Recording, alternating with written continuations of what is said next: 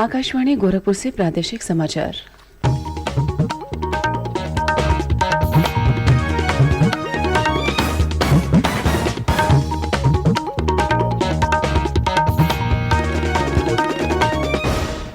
नमस्कार, समाचार बुलेटिन के साथ में शिवानी अरोरा। पहले मुख्य समाचार। प्रधानमंत्री नरेंद्र मोदी आज वाराणसी में 1,800 करोड़ रुपए से अधिक लागत की विकास परियोजनाओं का करेंगे लोकार्पण और शिलान्यास। अखिल भारतीय शिक्षा समागम का भी करेंगे शुभारंभ। मुख्यमंत्री योगी आदित्यनाथ ने कहा, आकांक्षात्मक ब्लॉकों का विकास राज्य सरकार की प्राथमिकताओं में शामिल।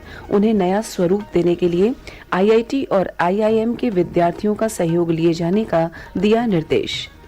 मुख्यमंत्री ने लखनऊ ग्रीन कॉरिडोर योजना अगले 2 महीनों में शुरू करने का दिया निर्देश और महिलाओं का लैंगिक उत्पीड़न रोकने के लिए सभी सरकारी और गैर सरकारी दफ्तरों में आंतरिक शिकायत समिति बनाना हुआ अनिवार्य। स्वतंत्रता की 75वीं वर्षगांठ पर आजादी का अमृत महोत्सव के अंतर्गत सरकार अनेक गतिविधियों का आयोजन कर रही है। इसी क्रम में प्रादेशिक समाचार एकांश आकाशवाणी गोरखपुर ने विशेष प्रश्नोत्तरी की शुरुआत की है। इसके तहत हर सप्ताह बृहस्पतिवार को प्रादेशिक समाचार बुलेटिन में श्रोताओं से एक प्रश्न पूछा जाता है। श्रोता अपने उत्तर ईमेल आईडी airnews.gkp@gmail.com पर भेज सकते हैं। सही जवाब देने वालों में से एक भाग्यशाली विजेता के नाम की घोषणा अगले दिन शुक्रवार को समाचार बुलेटिन में की जाएगी। विजेता का नाम हमारे ट्विटर हैंडल और यूट्यूब चैनल पर भी फ्लैश किया जाएगा। आज का प्रश्न है, रामकृष्ण मिशन की स्थापना किसने की थी? प्रश्न एक बार फिर सुन लें, रामकृष्ण मिशन की स्थापना किसने की थी? आप जवाब के साथ अपना नाम, पता और फोन नंबर अवश्य भेजें ताकि विजेता बनने पर आपसे संपर्क किया जा सके। अब समाचार विस्तार से।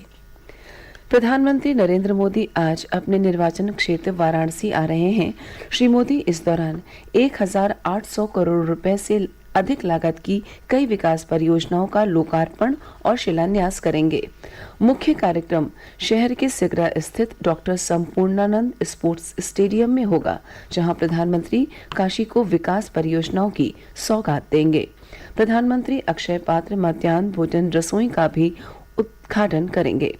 प्रधानमंत्री श्री मोदी नई राष्ट्रीय शिक्षा नीति के कार्यान्वयन पर अखिल भारतीय शिक्षा समागम का शुभारंभ भी करेंगे। इस 3 दिवसीय समागम में सरकारी और निजी विश्वविद्यालयों के 300 से ज्यादा कुलपति, निदेशक, शिक्षाविद, नीति निर्माता और उद्योग जगत के प्रतिनिधि इस बात पर विचार विमर्श करेंगे। प्रधानमंत्री नरेंद्र मोदी करीब 1:30 बजे वाराणसी पहुंचेंगे। तकरीबन 2 बजे वो अक्षय पात्र मिड डे मील रसोई का उद्घाटन करेंगे। इसके बाद 2:45 के आसपास श्री मोदी रुद्राक्ष कन्वेंशन सेंटर में 3 दिवसीय अखिल भारतीय शिक्षा समागम का उद्घाटन करेंगे। आखिर में शाम 4 बजे के करीब प्रधानमंत्री डॉक्टर संपूर्णानंद स्पोर्ट्स स्टेडियम में 590 करोड़ रुपए की विकास परियोजनाओं का लोकार्पण करेंगे। प्रधानमंत्री जिन प्रमुख परियोजनाओं का उद्घाटन करेंगे उनमें स्मार्ट सिटी मिशन के तहत किए गए कार्य, डीजल और पेट्रोल से चलने वाली 500 नावों को सीएनजी में तब्दील करना, दशाश्वमेध घाट पर यात्रियों की सुविधा के लिए बाजार का निर्माण, आर्थिक रूप से कमजोर वर्ग के लोगों के लिए आवास की सुविधा और अन्य सड़क तथा आधारभूत ढांचे की परियोजनाएं शामिल हैं। प्रधानमंत्री 1200 करोड़ रुपए से अधिक लागत की विकास परियोजनाओं की आधारशिला भी रखेंगे। श्री मोदी सिगरा में स्पोर्ट्स स्टेडियम के पुनर्विकास के पहले चरण के कार्यों की नींव रखेंगे। इस दौरान प्रदेश भर से आए 2000 से अधिक खिलाड़ी उपस्थित रहेंगे। आकाशवाणी समाचार के लिए वाराणसी से आदित्य शुक्ला। समागम में राज्यपाल आनंदीबेन पटेल, मुख्यमंत्री योगी आदित्यनाथ और केंद्रीय शिक्षा मंत्री धर्मेंद्र प्रधान भी शामिल होंगे। प्रदेश सरकार ने आकांक्षात्मक विकास खंडों के सामाजिक आर्थिक सुधार के लिए कार्य योजना तैयार की है। राज्य के 34 जिलों के 100 आकांक्षात्मक विकास खंडों का चयन पूरा हो गया है।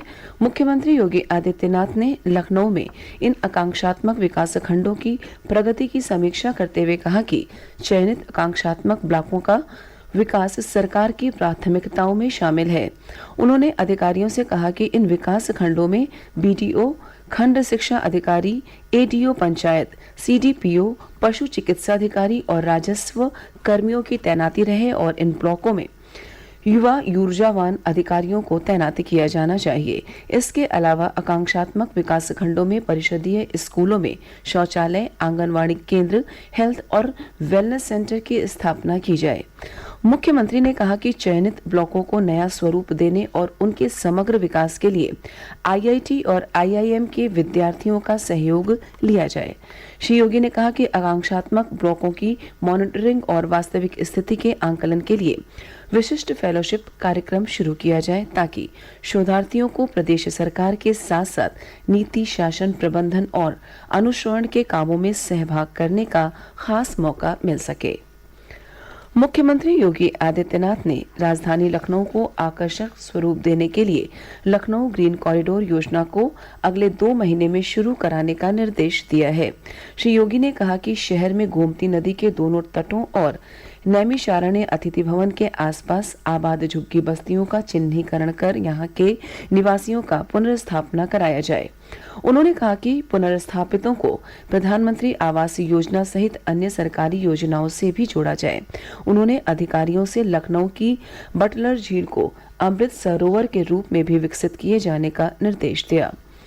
मुख्यमंत्री ने कहा कि मेट्रोपॉलिटन बोर्ड की तर्ज पर व्यापक कार्य योजना तैयार की जाए, ताकि लखनऊ विकास प्राधिकरण के दायरे को विस्तार देने के साथ साथ इसे व्यवस्थित स्वरूप में विकसित किया जा सके। प्रादेशिक समाचार आप आकाशवाणी गोरखपुर से सुन रहे हैं। यह समाचार बुलेटिन हमारे YouTube channel AIR news Gorakhpur और ट्विटर हैंडल AIR News_GKP पर भी उपलब्ध है। राज्य में महिलाओं का लैंगिक उत्पीड़न रोकने के लिए सभी सरकारी और गैर सरकारी दफ्तरों में आंतरिक शिकायत समिति बनाना अनिवार्य कर दिया गया है। महिला कल्याण विभाग के निदेशक मनोज कुमार राय ने कहा कि सरकारी, गैर सरकारी कार्यालयों, निजी संगठनों, शैक्षिक तथा खेल संस्थानों सहित संगठित और असंगठित क्षेत्र के सभी दफ्तरों में जहां 10 से अधिक कर्मचारी कार्यरत हैं, चाहे वे सभी पुरुष ही क्यों न हो, वहां पर आंतरिक शिकायत समिति का गठन करना जरूरी है। श्री राय ने कहा कि इन शिकायत समितियों को बनाने का उद्देश्य महिलाओं को लैंगिक उत्पीड़न संबंधी मामलों में त्वरित और समुचित न्याय दिलाना है। उन्होंने कहा कि 10 से ज्यादा कर्मचारियों वाले संगठनों, कार्यालयों में समिति न बनाने पर नियोजक पर 50,000 रुपए का जुर्माना लगाया जाएगा। उप मुख्यमंत्री केशव प्रसाद मौर्य ने कल कौशाम्बी में शिक्षित बेरोजगार युवकों को रोजगार से जोड़ने के लिए ई-रिक्शा प्रदान किए। इस अवसर पर श्री मौर्य ने कहा कि बेरोजगारों को रोजगार के अवसर सुलभ कराने के साथ साथ गांवों का सर्वांगीण विकास राज्य सरकार की प्राथमिकताओं में शामिल है और इस दिशा में ठोस कदम उठाए जा रहे हैं।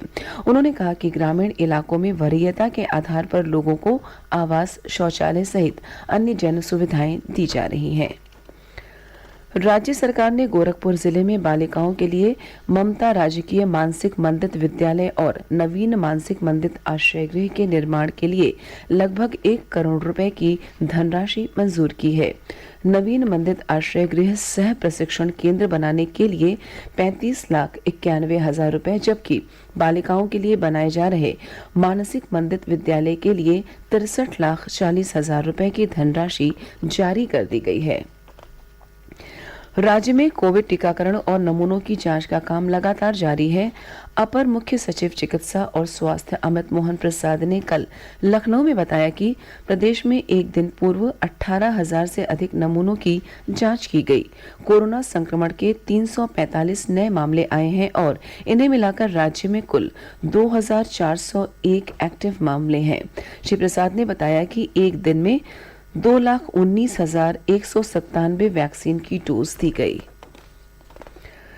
हमीरपुर जिले में कल आकाशीय बिजली गिरने से 3 महिलाओं की मौत हो गई और 2 लोग गंभीर रूप से झुलस गए। यह घटना जिले के राठ थाना क्षेत्र के पतनाडी गांव में अलग अलग जगहों पर हुई। और अंत में इस बुलेटिन के मुख्य समाचार एक बार फिर। प्रधानमंत्री नरेंद्र मोदी आज वाराणसी में 1,800 करोड़ रुपए से अधिक लागत की विकास परियोजनाओं का करेंगे लोकार्पण और शिलान्यास। अखिल भारतीय शिक्षा समागम का भी करेंगे शुभारंभ। मुख्यमंत्री योगी आदित्यनाथ ने कहा, आकांक्षात्मक ब्लॉकों का विकास राज्य सरकार की प्राथमिकताओं में शामिल। उन्हें नया स्वरूप देने के लिए IIT और IIM के विद्यार्थियों का सहयोग लिए जाने का दिया निर्देश। मुख्यमंत्री ने लखनऊ ग्रीन कॉरिडोर योजना अगले 2 महीनों में शुरू करने का दिया निर्देश और महिलाओं का लैंगिक उत्पीड़न रोकने के लिए सभी सरकारी और गैर सरकारी दफ्तरों में आंतरिक शिकायत समिति बनाना हुआ अनिवार्य। इसी के साथ प्रादेशिक समाचार समाप्त हुए। नमस्कार।